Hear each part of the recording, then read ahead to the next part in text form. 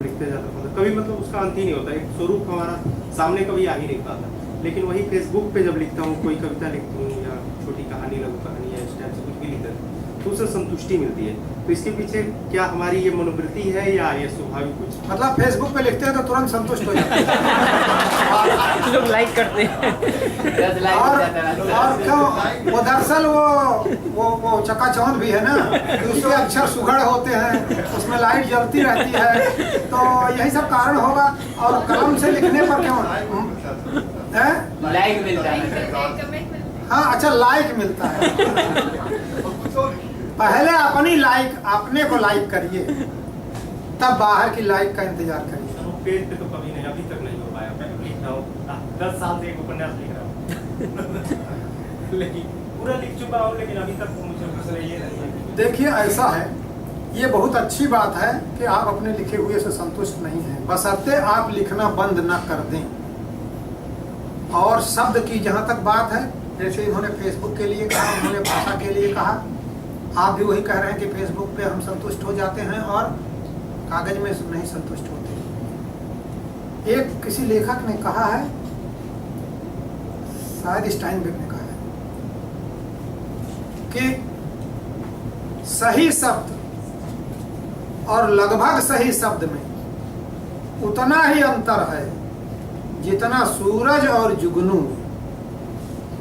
सही शब्द और लगभग सही शब्द में उतना ही अंतर है जितना सूरज और जुगनू है।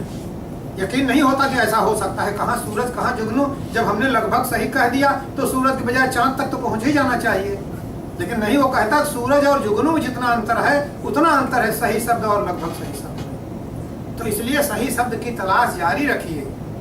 और मैं बताऊं कि हमारे 5 ऐसे उपन्यास हैं जो पूरी तरह लिखे हुए हैं, मैं उनको ओन नहीं कर रहा हूँ, छपने को नहीं दे रहा हूँ। प्रकाशक कहते हैं दे दीजिए, जिस रूप में है इसी रूप में छाप है, आपके नाम पे बिक जाएगा।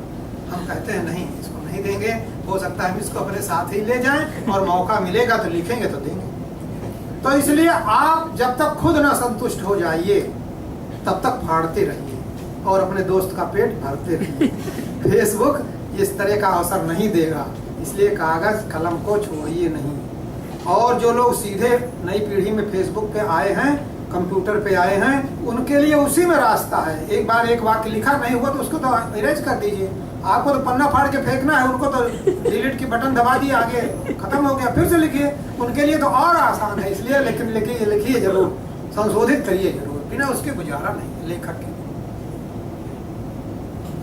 सर आपने सर डायरेक्ट कहा कि जो लेखक जो है वो झूठ का जहाज चलाता है, ठीक है सर, लेकिन आप जो है जो डायरेक्ट आपने ये शब्द कहा कि झूठ का जहाज चलाते हैं, तो आप पूरी तरह से राइटर जो मूल रूप से जैसे यथार्थवाद, प्रेमचंद ने यथार्थवाद को लेकर अपनी पूरी जो है रचनाएं लिखा, तो हम पूरी तरह से राइटर की जो है मानसिकता को हम विकृत नहीं कर रहे हैं इस बात को लेकर? नहीं, राइटर लेखक झूठ का जहाज चलाता है, इसका मतलब ये है कि थीम तो वो समाज से ले रहा है। जैसे जो अन्याय है, जो बेईमानी है, जो अत्याचार मान लीजिए महिलाओं पे है, या भ्रूण हत्या है, या प्रधान बेईमान हो गया है, या तहसीलदार पूरी तकाबी बांट नहीं रहा, अपने घर में ले जा रहा है, ये सारी हकीकतें हैं।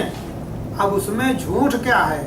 उसमें झूठ ये है कि आपके गांव के प्रधान राधे श्याम हैं तो आपकी कहानी में सीताराम हो जाएंगे, ये झूठ है। आत्मा उसकी सच है, आत्मा यथार्थ है, आवरण झूठा है। तो झूठ का जब जहाज चलाता है तो झूठ को कल्पना मानिए, और वो कल्पना अलग नहीं जाएगी। जैसे आपकी परछाई आपको छोड़ के अलग नहीं जाती है, आप यहाँ खड़े हैं तो आपकी परछाई आपके आस पास ही रहेगी, ऐसा नहीं है कि बहुत आगे चली जाएगी। उसी तरह कल्पना भी आप बहुत आगे नहीं कर सकते हैं, यथार्थ की जमीन पर ही कल्पना आगे जाएगी। तो झूठ का जहाज चलाना का मतलब सब कुछ आपने जो लिखा कि इस गांव में ऐसा हुआ वैसा हुआ, वैसा नहीं हुआ, लेकिन 50 गांव में वैसा हुआ। और आपकी कहानी उन 50 गांव का प्रतिनिधित्व करते हुए एक काल्पनिक कथा है। काल्पनिक होते हुए भी वो 100 सही कथाओं से ज्यादा प्रासंगिक है, ये इसका।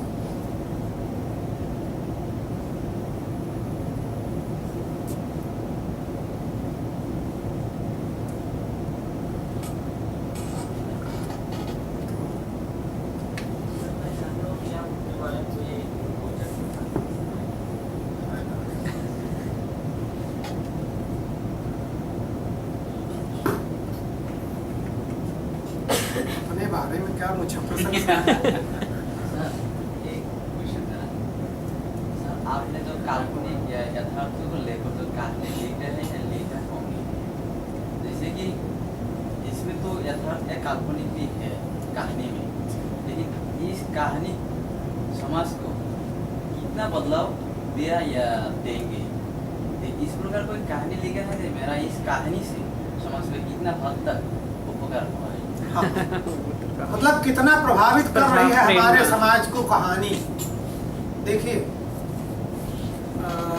इसको ऐसे समझिए कि लेखन सीधे सीधे कोई बदलाव नहीं कर सकता है, लेखन मानसिकता को बदलता है, लेखन मानसिकता को बदलता है।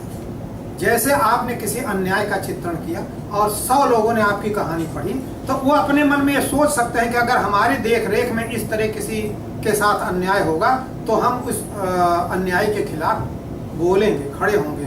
जो प्रताड़ित हो रहा है मैं उसके पक्ष में खड़ा होऊंगा। अगर 100 लोगों ने पढ़ा और 2 लोगों ने तय किया नहीं भाई हम अपने गांव में, अपने क्षेत्र में, अपने मित्रों में से ऐसा किसी को नहीं करने देंगे, तो ये जो बीज है, ये जो आपने सोचा, इसको आप कह सकते हैं कि ये कल्चर है। मतलब एक छोटा सा निर्णय पाठक ने अपने मन में लिया। ये पहले ये निर्णय उस पाठक के दिमाग में नहीं था, ये नई बात आप डाल रहे हैं। मान लीजिए आप अपने खेत में बासमती धान पैदा करना चाहते हैं। बासमती धान देहरादून में पैदा होता है। अगर उसको आपको अपने गांव में, अपने खेत में पैदा करना है, तो अब तो उसका कल्चर का पैकेट बन के आने लगा। पहले ये होता था कि जहां से बीज आता था 25-30 साल पहले, वहीं से 2 बोरी 3 बोरी मिट्टी आती थी।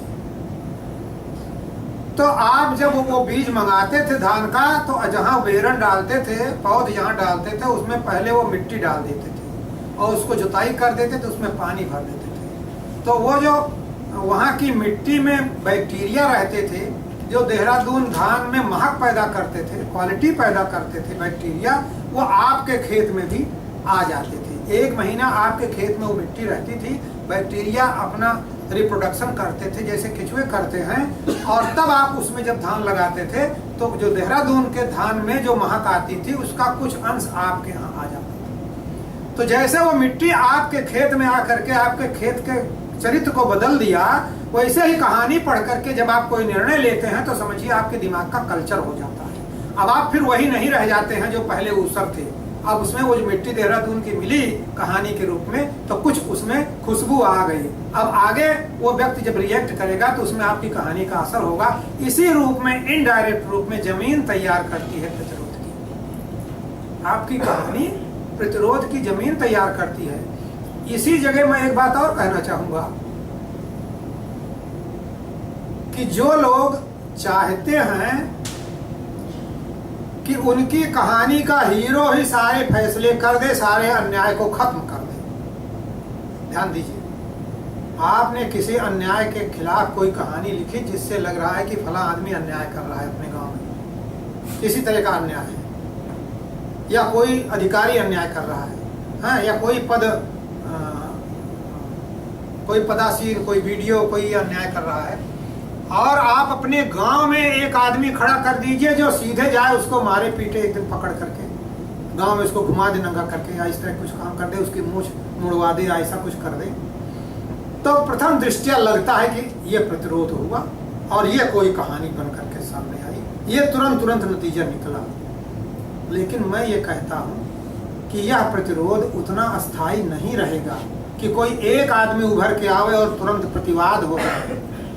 उस प्रतिवाद आप अपने पाठक को के दिमाग में उस अन्याय को इतना भर दीजिए, उसके इफेक्ट को, कि वो थर्रा जाए, उसके रोंगटे खड़े हो जाए कि बाप रे, इतनी जाति, इतना कलयुग आ गया, ऐसे दुनिया रहेगी। जब हर पाठक के मन में आ जाए कि बहुत बुरा हो रहा है, ऐसा नहीं होना चाहिए, ये चीज जो पैदा होगी पाठक के मन में, उसका जो नतीजा आएगा, दोबारा वैसी घटना होगी, तो आपका वो पाठक वैसे ही चुपचाप नहीं रहेगा, आगे वो खड़ा होगा, बोलेगा। तो इस तरह आप अपनी कहानी से 100 बोलने वाले पैदा करेंगे और खाली कहानी में आप एक बोलने वाला पैदा करेंगे। आपको 3 घंटे में नतीजा देना है। 2 घंटे 30 मिनट की फिल्म है, उसमें अमिताभ बच्चन को दिखाना है कि उसने जो खलनायक था उसको मारपीट के बराबर किया, पैसा वसूल होना है, दर्शक का ताली बजवानी है, तब तो आप उस तरह का पैदा करिए। जैसे 90 के दशक में बिहार के आरा जिले के 1 दर्जन कहानीकार थे जिन्होंने इसी तरह कहानियां लिखी थी। आज वो कौन थे उनका कोई नाम नहीं जानता है। तो एक आदमी के खड़े होने से कुछ नहीं होगा, जबकि अपने यहाँ की मानसिकता में और बहुत जरूरी है कि सब लोग खड़े हों, क्योंकि अपने यहाँ एक नायक होता है। जब जब हो धर्म की हानि बढ़े असुर महाअभिमानी, तो असुर अभिमानी से लड़ने के लिए आप नहीं जाएंगे, अपने घर में दुबके रहेंगे। जब भगवान आएंगे अभी कभी जब अत्य हो जाएगी, पहले तो आप अत्य होने का इंतजार करिए, तभी वो आएंगे और वही मारेंगे। आप अपने घर में घुसे छिपे बैठे रहिए, आपको कुछ करने की जरूरत नहीं है। ऐसी कहानी लिखने से कोई फायदा नहीं है। सबके मन में प्रतिरोध की बात आए, ऐसा लेखन होना चाहिए। इसलिए जो प्रायः लोग कहते हैं कि सीधे सीधे, आप बताइए, एक कहानी में नायिका की हत्या होते हुए दिखाना जरूरी है, कहानी की डिमांड है। आप कहेंगे नायिका की हत्या नहीं होनी चाहिए, नायिका को लड़ना चाहिए, जितवा दीजिए। कहानी की डिमांड जिस तबके से वो कहानी आ रही है, मान लीजिए महादलित 50-60 साल की स्त्री है, वो क्या गांव के किसी दबंग से जो 40-50 साल का नंगा है, जिसके मुंह कोई नहीं लगता है, रास्ता बचाते हैं, वो 50-60 साल की सनिचरी लड़ करके जीत सकती है? तो अगर आप कहते हैं कि उसको जीतता हुआ दिखाइए या उसको मारिए, तो हम ये कहते हैं कि हम अपनी नायिका को मारें या अपनी नायिका की हत्या करें या अपनी कहानी की हत्या करें।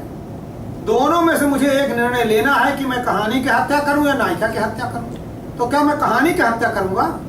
मैं कहानी लिख रहा हूं और ऐसे सीक्वेंस पैदा कर दूं कहानी ही मर जाए, तो ऐसा तो नहीं होगा। इसलिए ये ध्यान देने की बात है कि आप अपने पाठक के मानसिकता में परिवर्तन का उद्देश्य रखिए। उसको रेडीमेड अन्याय का विरोध करने वाला हीरो दे करके ये नहीं होगा, बल्कि उन पाठकों के अंदर का जो हीरोत्व है, जो नायकत्व है, वह कुछ अंशों में उभर करके सामने आए। यह लिखने का सरोकार लेखक का होना चाहिए, ऐसा मैं मानता हूँ।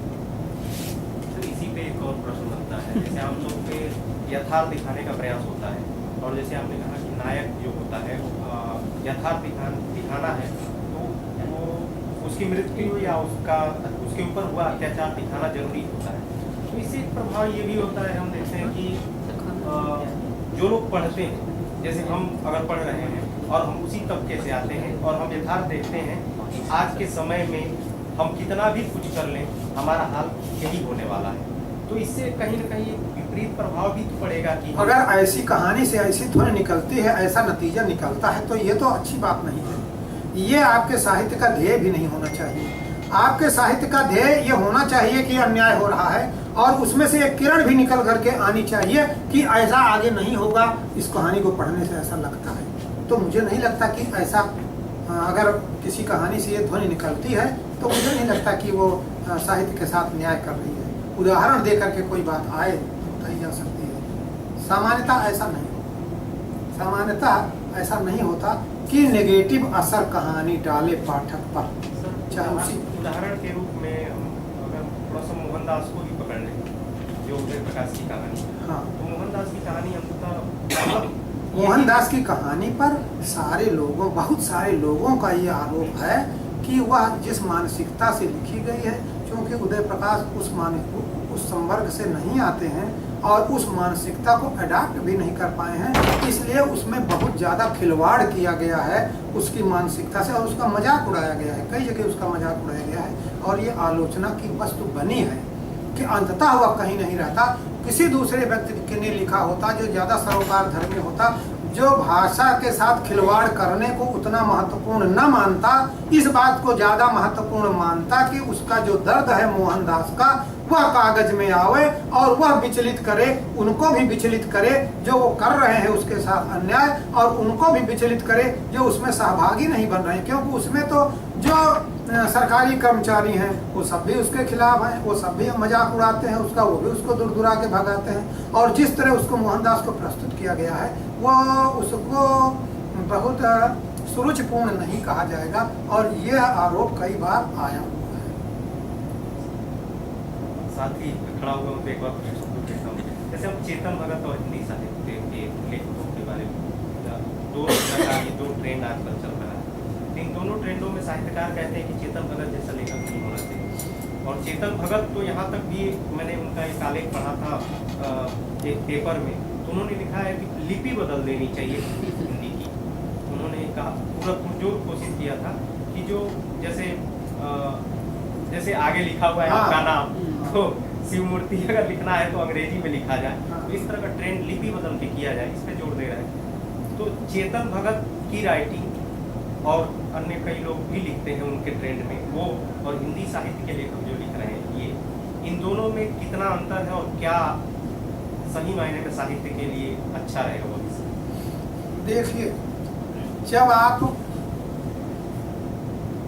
केवल प्रचार पर जाएंगे और जिसका प्रचार हो जाए उसी को अच्छा समझेंगे और खुद आपके अंदर टेस्ट लेने और उसको रस ग्रहण करने की क्षमता अभी नहीं आई है तो डिविएशन हो जाते हैं। चेतन भगत के बारे में भी, Chetan Bhagat times of India में उनके उपन्यास के करोड़ों रुपए के विज्ञापन छप जाते हैं, उनका नाम चारों तरफ हो जाता है, तो लोग मानते हैं कि अच्छा लेखन होगा। लेकिन मुझे नहीं लगता कि जब आप उसको पढ़ते हैं और किसी साहित्यकार को या प्रेमचंद की कोई कहानी पढ़ते हैं या जैसे उन्होंने लहना सिंह की कहानी उसने कहा था पढ़ते हैं, तो जब आपको और कुछ मिलता है, जो चीज़ पढ़ने से हासिल होती है, तो मुझे नहीं लगता कि जो दोनों को पढ़ लेगा और जिसका टेस्ट डेवलप हुआ रहेगा। देखिए, एक रस पात्र भी पाठक का होता है, आलोचक का भी रसपात्र होता है और पाठक का भी रसपात्र होता है। आलोचक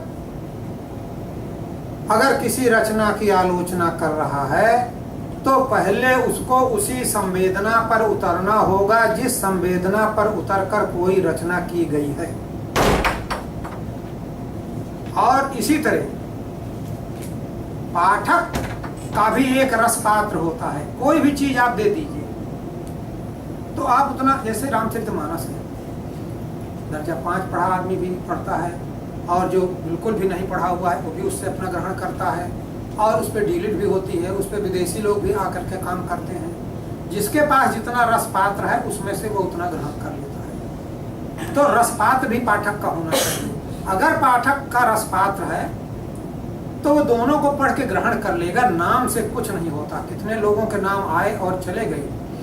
गुलशन नंदा इससे बहुत अच्छे लेखक थे, आप लोगों में से किसी ने नहीं पढ़ा होगा। चेतन भगत से गुलशन नंदा 10 गुना बेहतर लेखक थे। कभी उनकी कोई चीज़ मिली तो पढ़ लीजिए। झील का उस पार, झील के उस पार और तमाम कटी पतंग वगैरह फिल्में उनके ऊपर बनी हैं। और थे प्रेम वाजपेयी एक थे, वो इनसे बहुत अच्छे लेखक थे।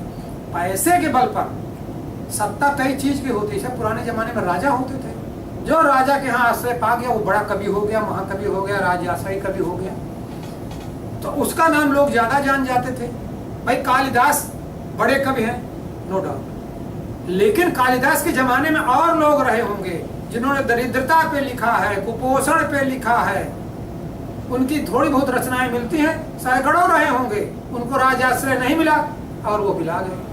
राजाश्रय से कैसे घटिया आदमी भी बड़ा कवि मान लिया जाता है। मैंने इसमें एक उदाहरण दिया है। अब जैसे एक प्रश्न उन्होंने कहा था, एक रोचक संस्मरण, तो मैं सुना दे रहा हूँ। 2 संस्मरण सुनाऊंगा, उसके बाद थक गया हूँ। एक तो रामायण की कथा मैं सुनाऊंगा, वो भी इसमें है, और एक इसमें नहीं है।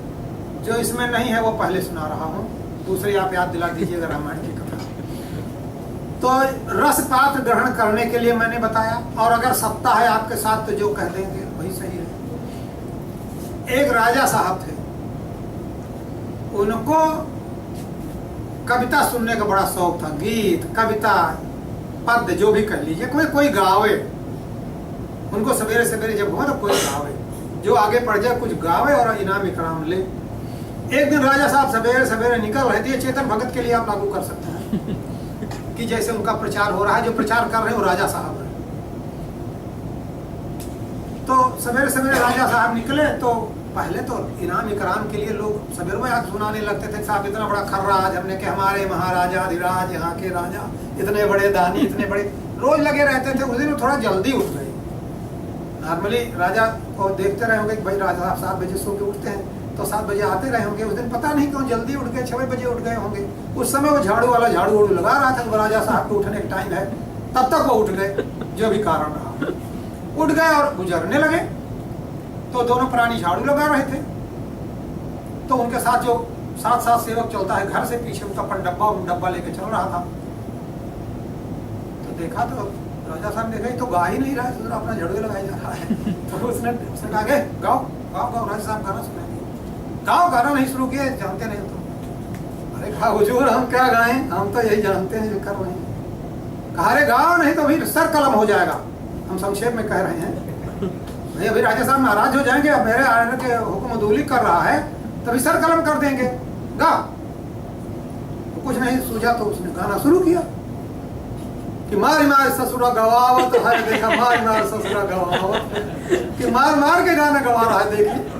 और ससुरा भी कह रहा था तो गाली हो गई। तो मार मार ससुरा गवावत। राजा साहब खुश हो गए। तो उसने कहा थोड़ा तरन्नुम लगाओ, पीछे वाले कहा हाँ ठीक है। जान गए राजा खुश हो गए, बस बार बार गया उसने, मारे मारे ससुरा गवावत है, देखा मारे मारे ससुरा गवावत है। उसके औरतिया उधर सुन रही थी, अरे किसको ससुरा कह रहा है। उसने देखा तो आप कैसे रोके इसको, अभी सीधे सीधे कह दिए राजा को क्यों गाली देता है, ऐसा कुछ कह दिया, कैसे दौड़ के पहुंच नहीं सकते। तो उसने कहा अरे काहे के तय गरिया आवत है, भला काहे के मरोवा फोराव, भाई तू गाली क्यों दे रहा है, तू क्यों फोड़वाना चाहता है ना। अरे राजन कहा दोनों प्राणी गाते हैं, वाह वाह वाह। फिर कहा हाँ चालू रहो चालू रहो चालू रहो। तो उसने सोचा कि अब इसी में बचत है, तो फिर उसने गाया, उसको भी समझा रहा है और गा भी रहा है, गा के अपनी औरत को समझा रहा है कि जो राजा नहीं समझ रहा है उसको तू बोल करके क्यों समझा रहा है। तो कहा ई ससुरा कुछ समझत नहीं, ई ससुरी समझावत है, देखा मार मार ससुरा गवा।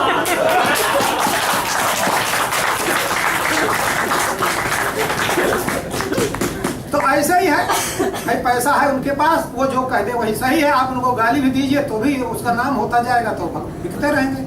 अन्यथा आप पढ़िए तो क्या चीज़ है उसमें। आप लोग इतनी उम्र हो गई, हो सकता है 16-17 साल में होते तो चेतन भगत आपको पकड़ सकते थे थोड़ा, है ना, गुनाहों को देवता जिसे पकड़ता।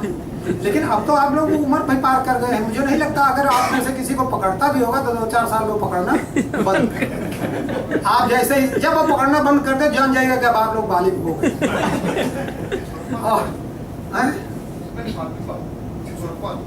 जी हाँ हाँ, तो वही है, क्योंकि उसके पाठक ज्यादा होंगे। देखिए प्रचार चाहे जिस चीज का कर दीजिए, प्रचार के बल पे तो आप मिट्टी बेच लीजिए। मैं पहले मजमा लगाता था, बताऊं, मजमा लगाता था इसलिए कि हमारे पिताजी साधु हो गए थे जब मैं दर्जा 7 में पढ़ता था, और कोई हमारा भाई नहीं है, और हमसे एक छोटी बहन थी और हमारी माँ थी। तो अब कैसे काम चले, तो हम पढ़ने जाते थे सुल्तानपुर सवेरे वाली गाड़ी से। तो गाड़ी हमें 8 बजे पहुंचा देती थी, क्लास 10 बजे चलती थी। 2 घंटा क्या करें, कचहरी से होके जाते थे तो वहाँ सब लोग जो मजमा लगाने वाले हैं, कोई तेल बेचता है, कोई कुछ बेचता है, कोई उन्हीं को सुनते रहते थे। तो हमने कहा तो बहुत बढ़िया है। तो बाद में जब मेरे पास कोई काम नहीं रहा तो हम भी मजमा लगाने लगे। तो मजमा लगाने में क्या करते थे कि खड़िया मिट्टी लाते थे और उसमें पीला रंग मिलाते थे और उसको गोल गोल पूरी बनाते थे। और हमारी श्रीमती जी भी तब आ गए थे। हम बताए ना हम दर्जा 6 में थे, तभी हमारी शादी हो गई थी। जब हम इंटर में पढ़ते थे तो वो भी आ गई थी। हमारी पहली बेटी ये जो यहाँ भी कोयम्बटूर में पोस्टेड है, ये जब हमें BA का रिजल्ट नहीं निकला तभी ये पैदा हो गई थी। तो खड़िया मिट्टी लाते थे और आई ड्रॉप की जो शीशी छोटी वाली होती है उसी में भर करके कई चीज़ें उस पर लिख देते थे, जैसे ये कि ताकत बढ़ाने वाली दवा या कुछ और दवा, इस तरीके से, और 1-1 रुपए में बेच देते थे। तो अब उसमें लिखा हुआ रहता था और हम एक बाबा जी का फोटो लगाए रहते थे। ये बाबा जी ने मुझे हरिद्वार से भेजा है, ताकत की दवा होती थी कि गोपनीय रूप से होती थी, ताकत की दवा सभी चाहते थे, लेकिन एक दूसरे से चर्चा नहीं कर सकते थे। तो इसलिए वो बिक जाती थी आराम से। एक मेले में चले गए तो 25-50 सीसी बिक गई, 25-50 रुपए जेब में आ गए तो अपना पढ़ाई लिखाई करते रहे। तो ऐसे ही फर्जी काम था, घटिया मिट्टी थी, मिट्टी बेच लिया करते थे। तो ये मिट्टी बेच ले रहे हैं भाई, अब क्या कर सकते हैं। तो एक चीज तो ये, अब हम काफी दूसरा एक कहानी बता रहे थे। ये कहानी बता करके फिर हम, आप कुछ कर रहे थे? नहीं सर। देखिए कैसे विद्वान नहीं होते, कुछ नहीं जानते, निरक्षर भट्टाचार्य होते हैं। रामचरितमानस में तुलसीदास जी ने लिखा है कि जाके नख और जटा विशाला, ते तापस प्रसिद्ध कलिकाला। जटा बढ़ा लीजिए, नाखून बढ़ा लीजिए, दाढ़ी बढ़ा लीजिए, गरुआ पहन लीजिए, आप तापस बन गए, बड़े तापस बन गए। और कोई गृहस्थ आदमी है, अपने वही बनियाइन और धोती में घर में बैठा हुआ है, तो वो जो तापस आएगा डाकू, उसको देख के घर में वो भी खड़े हो जाएंगे। तो इसका बड़ा महत्व है। तो हमने पुरस्कार भी लिखा है इसमें कि पुरस्कार कैसे मिल जाते हैं, और जिसको पुरस्कार मिल जाते हैं वो कैसे बड़ा आदमी होता है, और पुरस्कार के लिए कैसे लोग हाथ फैलाते हैं। तो अभी जैसे हमारे यहाँ उत्तर प्रदेश में पुरस्कार मिला था, तो एक बुजुर्ग जो 75 साल के थे, वो जा करके अखिलेश यादव 40 साल का भी लड़का अभी नहीं है, उसका एकदम पैर छू रहे थे। ये तो रामचरितमानस में तुलसीदास जी ने कहा है कि सिर धुन गिरा लगत पछताना, तीने प्राकृत जन गुण गाना। तो वह स्थिति बन जाती है।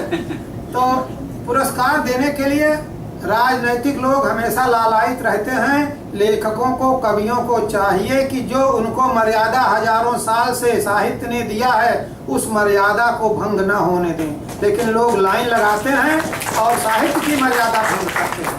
और साहित्य की मर्यादा भंग करने के दौरान कैसे अपात्रों को पुरस्कार मिलते हैं, उसका एक किस्सा सुनाकर हम खत्म करेंगे।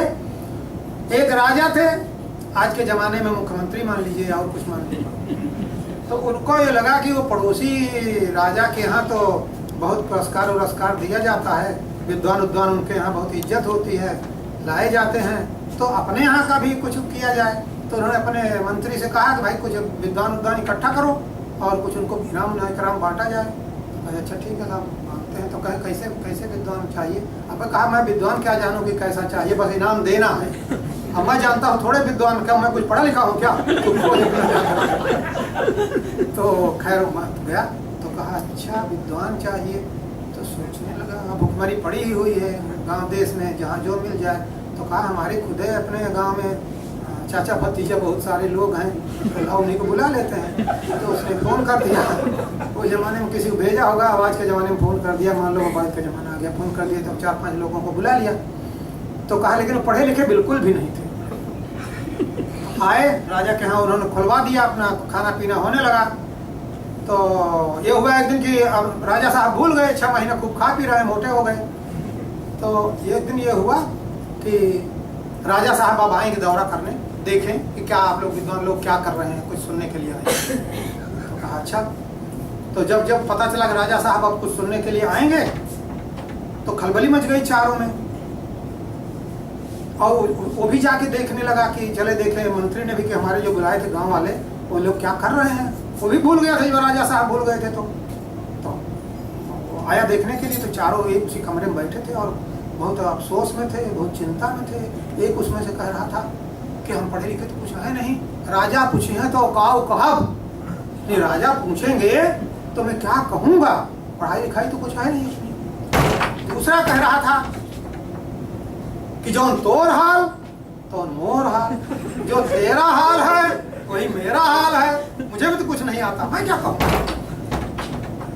तो तीसरा कहा कि अगर हम लोगों को कुछ आता जाता नहीं और 6 महीने से यहाँ बैठ के खा रहे हैं तो पकड़ जाएंगे तो क्या होगा। तो उसने कहा कि ई अंधेर कै दिन चले, कितने दिन तक चलेगी अभी। और तो चौथे ने कहा, वो थोड़ा हिम्मती था, तो उसने कहा जाए दिन चले तय दिन खाओ, ना ही अपने घरे जा। जितने दिन ये अंधेर चलेगी उतने दिन खाएंगे यहाँ बैठ के राजा का अन्न, और जब नहीं चलेगी तो अपने घर चले जाएंगे। ये सुन रहा था। तो कहा कहा कि 6 महीने इनको, अच्छा इनको पोथी वोथी दे दी गई थी 6 महीने, तो भाई रिहर्सल कर लो, जो भी कुछ तो इसमें से निकालो। ये सुन गया तो इसको पता चला तो आया, प्रकट हुआ। तो सब लोग हाथ जोड़ के खड़े हो गए कि भाई अब हम लोगों को यहाँ से विदा करिए, राजा कल आने वाले हैं। लेकिन चारों तरफ से बंद था, ये भाग नहीं सकते थे। चारों तरफ से दरवाजे देख लिए, बाहर पहरेदार थे, अब क्या हो। इसने भी सोचा कि क्या किया जाए, तो कहा अच्छा ऐसा करना, जो लोग तुम लोग कह रहे हो फिर से सुनाओ बात। सब लोग सुना दिए। कहा अच्छा यही बात तुम कल कहते रहना। एक आदमी कहे, जब उसके पास से आगे बढ़े राजा तो दूसरा कहे, फिर तीसरा कहे, चौथा कहे, यही कहते रहना, फिर देखेंगे हम। राजा साहब आए तो राजा साहब भी कुछ नहीं जानते थे कि तो पूछे। पहला वाला कह रहा था कि राजा पूछे हैं तो कहा तो भाई क्या कह रहे हैं। कहा अरे साहब ये रामायण का पाठ कर रहे हैं। ये वहां पहुंचे हैं जब सुमंत राम को रथ से उतार कर वापस अयोध्या लौट रहा है गंगा के किनारे से। तो अपने मन में सोच रहा है कि राजा दशरथ ने कहा था कि राम को थोड़ा जंगल वंगल दिखा के डरा उरा करके वापस लेके आना, लेकिन वो लौटे नहीं। अब मैं खाली रथ लेकर जा रहा हूँ, तो अगर राजा पूछेंगे तो मैं क्या कहूँगा। साहब ये वहां पहुंचे हैं, वहां पाठ कर रहे हैं। अच्छा तो आगे बढ़े तो वो कह रहे हैं कि जो तोर हाल तो मोर हाल, जो तेरी हाल वो मेरी। तो कहा साहब ये थोड़ा और आगे बढ़ गए, इनका पाठ और पहले से चल रहा है। ये वहां पर पहुंचे हैं जब भगवान राम और सुग्रीव आपस में मिलते हैं, तो वो बता रहे हैं एक दूसरे को अपनी अपनी दशा बता रहे हैं। तो कह रहे हैं कि जो तुम्हारी हाल है वही मेरी हाल है, न तुम्हारी औरत तुम्हारे पास, न मेरी औरत मेरे पास। उसको रावण लेके चला गया, उसको मेरा भाई लेके चला गया, तो हम लोगों की दशा एक है, इसलिए हम लोगों की मित्रता बहुत बढ़नी चाहिए। अच्छा ही तो और कहा चाहिए क्या कह रहा है कि अंधेर कई दिन चले। अच्छा भी और आगे बहुत पहले से पढ़ रहे हैं या थोड़ा तेज पढ़ते हैं, तो भी रामायण ही बाँच रहे हैं। क्या बाँच रहे हैं। कह रहा जब सीता को हर करके रावण ले गया लंका में और मंदोदरी को पता चला, तो मंदोदरी अपने पति से कह रही है कि ये अंधेर जो दूसरे की स्त्री को हरण करके लेके चले आए हो, ऐसी अंधेर तुम किए हो, ये कितने दिन चलेगी। मतलब इससे तो बड़ा नुकसान होगा, हम लोग के लिए बड़ा खतरा होगा। ये अंधेर कई दिन चले, वो पूछ रही, मंदोदरी पूछ रही। अच्छा और वो आगे क्या कह रहे हैं। तो कहा रावण कहता है कि देखिए मृत्यु लोक में सब आए हैं, यहाँ तो रहना नहीं है, जाना तो सबको वही है। तो जय दिन चले ही अंधेर, कई दिन था और ना ही तो अपने। और राजा इतना प्रभावित हुआ कि बताइए हमारे राज्य में ऐसे ऐसे विद्वान पड़े हैं और पता ही नहीं है।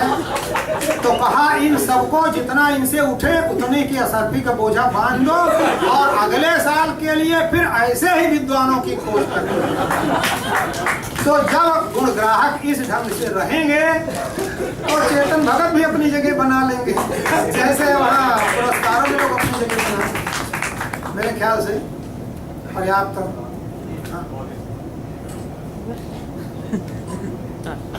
तो बहुत अच्छा लगा आप लोगों के साथ आज का ये समय, बहुत मेरे लिए अच्छा गुजरा।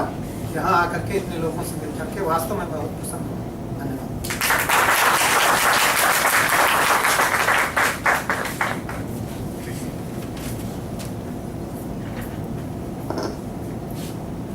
मित्रों, हम सब ने सर को सुना और सर ने कई बिंदुओं को अपने व्याख्यान में सुना। व्याख्यान भी नहीं कहना चाहिए, एक प्रकार की पूरा जीवंत संवाद था हम सबके बीच में।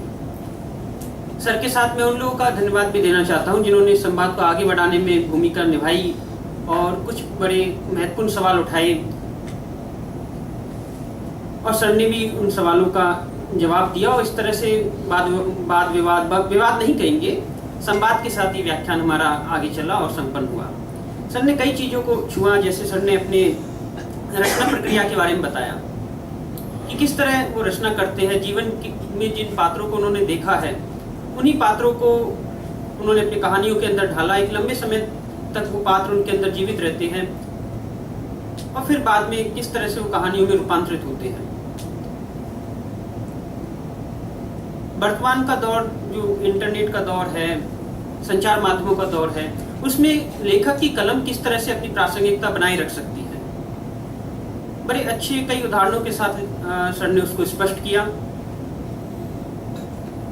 किस तरह से विधाएं अपना रूप बदल रही है, कहानी और उपन्यास के बीच का जो अंतराल था वो समाप्त हो रहा है, उसके पीछे बाजार महत्वपूर्ण भूमिका निभाता है, साथ ही समय का जो अभाव है वो किस तरह से विधा को दिशा दे रहा है। दलित चेतना किस प्रकार से कसाईवाड़ा से आरंभ होती है, तर्पण तक पहुंचती है, तो किस तरह से उसका रूप बदल रहा है। जादुई यथार्थवाद काफी महत्वपूर्ण सवाल उठाया गया और बिल्कुल स्पष्ट ढंग से आपने स्पष्ट किया कि किस तरह से लैटिन अमेरिका का जादुई यथार्थवाद है वो एक अलग तरह का जादुई यथार्थवाद है। हमारे यहाँ भी जादुई यथार्थवाद है, लेकिन वो हमारी जमीन से जुड़ा हुआ जादुई यथार्थवाद है। तो वहां से किसी जादुई यथार्थवाद को लेने की जरूरत नहीं है। हमारे पास अपनी क्षमताएं हैं जिनका प्रयोग हमें करना चाहिए साहित्य में। और पुरस्कार वगैरह की राजनीति जो बिल्कुल समसामयिक दौर में काफी चर्चा में है, ये सारी चीजें रोजाना हम टेलीविजन पर देख रहे हैं, अखबारों में देख रहे हैं। तो वो तो बिल्कुल ही महत्वपूर्ण सवाल है जो आज सारे लेखक लोग उठा रहे हैं और हम सब देख रहे हैं किस तरह की राजनीति राजनेताओं के द्वारा की जा रही है, किस तरह का पूरा माहौल देश का खराब हो रहा है और किस तरह से लेखक एक प्रतिरोध पैदा कर रहे हैं, पुरस्कार लौटाए जा रहे हैं, पुरस्कारों की तमाम राजनीति है, उन सब के ऊपर चर्चा हुई। अब मैं सर से एक अनुरोध और करना चाहता हूँ। हमारे छात्रों ने जो संगोष्ठी की थी उसमें काफ़ी लोगों ने, हम सब ने मेहनत की और वो संगोष्ठी काफ़ी सफल रही, लेकिन हमने चाहा था कि आप आए या कोई और व्यक्ति जो हाल फिलहाल में आएगा तो उनके हाथों से ही उनको जो प्रमाण पत्र है वो प्रदान किए जाए। तो अगर आपकी अनुमति हो तो कुछ प्रमाण पत्र हम प्रदान करना चाहते हैं। मैं सहयोग के लिए जयराम को आमंत्रित करता हूँ और सुची स्मिता को।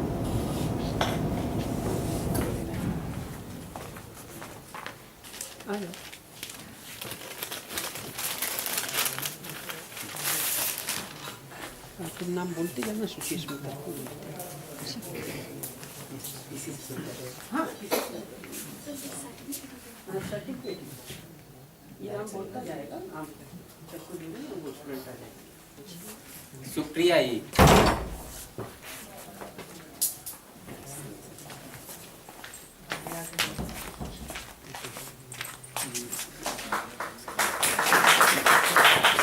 महेश सिंह,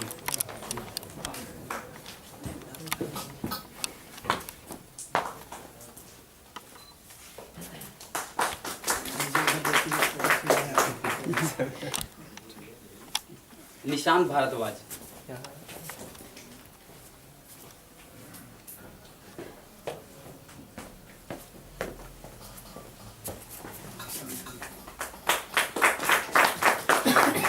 दिव्या MP,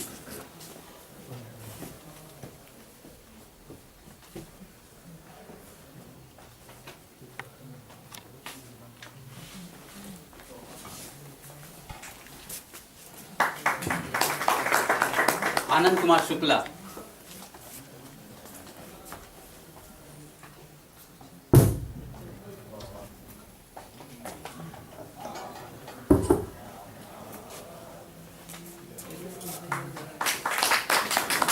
रामधन मीना,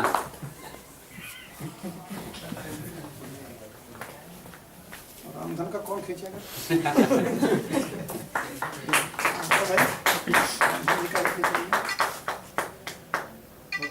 घंटेश्वर साईनाथ नागनाथ,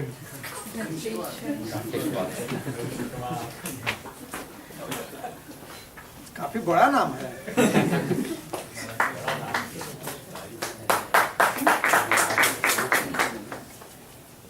सिराजुल हक,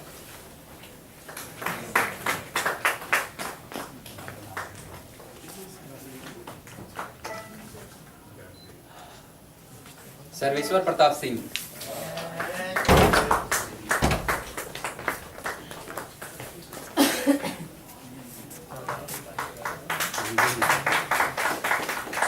चांद्री मुखर्जी,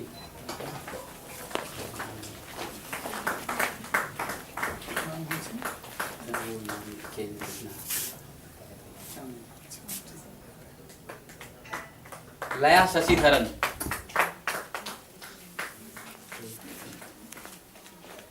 कोई याद है? अच्छा उनकी लग रही है पैर में, तुम ले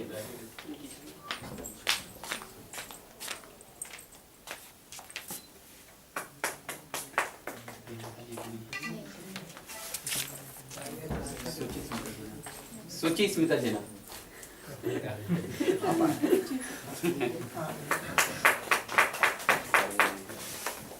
रितिका गुप्ता,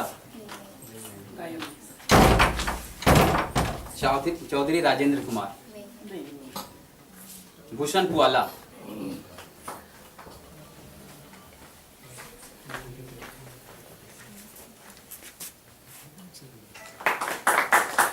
हरिंदर प्रसाद राव,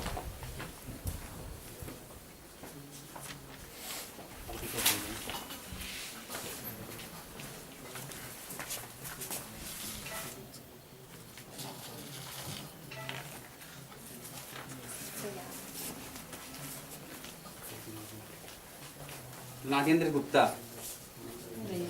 जगदीश नारायण तिवारी,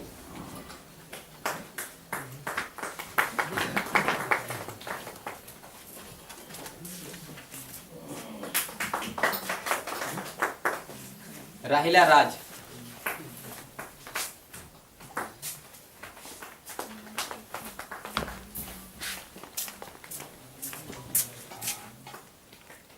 राम लखन राजौरिया, राम लखन राजौरिया, मिनहाजुल अली,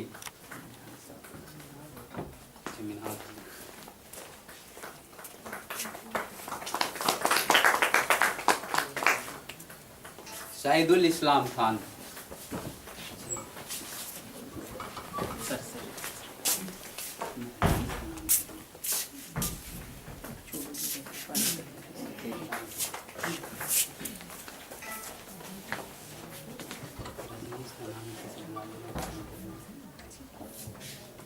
रजनीश मिश्रा,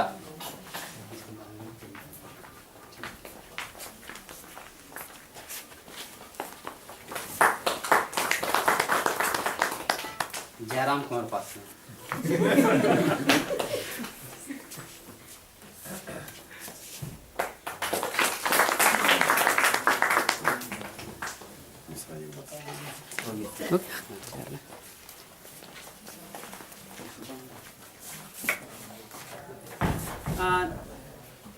धन्यवाद जयराम और सुचि स्मिता, और सर के लिए भी सर का आभार कि उन्होंने समय निकालकर यहाँ पर पधारने का कष्ट किया और इतना अच्छा व्याख्यान उनका रहा। और उसके बाद ये प्रमाण पत्र वितरण का कार्यक्रम जो उस समय छूट गया था समय के अभाव में, वो आज संपन्न होता है। तो आप दूसरे भागों से आए हुए जो विद्यार्थी है उनका भी मैं धन्यवाद देना चाहता हूँ, क्योंकि हमारा डिपार्टमेंट छोटा डिपार्टमेंट है, बिना सभी के सहयोग से हम कोई भी कार्यक्रम आयोजित नहीं कर सकते। तो आशा है कि आप आगे भी इसी तरह हमें सहयोग देते रहेंगे और हम प्रयास करेंगे कि जो भी लेखक, साहित्यकार, चिंतक पांडिचेरी आता है और जिनसे हमारा संपर्क हो पाता है हम उन्हें आमंत्रित करें। तो उसी क्रम में आज हमने शिव मूर्ति जी को आमंत्रित किया था और आगे भी प्रयास रहेगा कि नवंबर के अंत में या दिसंबर के पहले सप्ताह में एक और चिंतक, आलोचक या साहित्यकार को हम बुलाएंगे और समय से आपको सूचित करेंगे। तो आप सबसे अनुरोध है कि अगली बार भी आप इसी तरह से आइए और अपने मित्रों को भी बताइए कि इस तरह का कार्यक्रम हो रहा है, जिससे सारे लोग उससे लाभान्वित हो सके। कार्यक्रम की रिकॉर्डिंग हमने की है, जो यूनिवर्सिटी की जो साइट है उस पर डाल दी जाएगी, यूट्यूब वगैरह पर भी रहेगी, क्योंकि जनसंचार का समय है और चीज़ों का सही ढंग से उपयोग होना चाहिए, ज़्यादा से ज़्यादा लोगों तक वो चीज़ें पहुँचे। तो इन्हीं शब्दों के साथ मैं आप सबका शुक्रिया अदा करता हूँ कि आपने समय निकाला और इस कार्यक्रम में आए। धन्यवाद।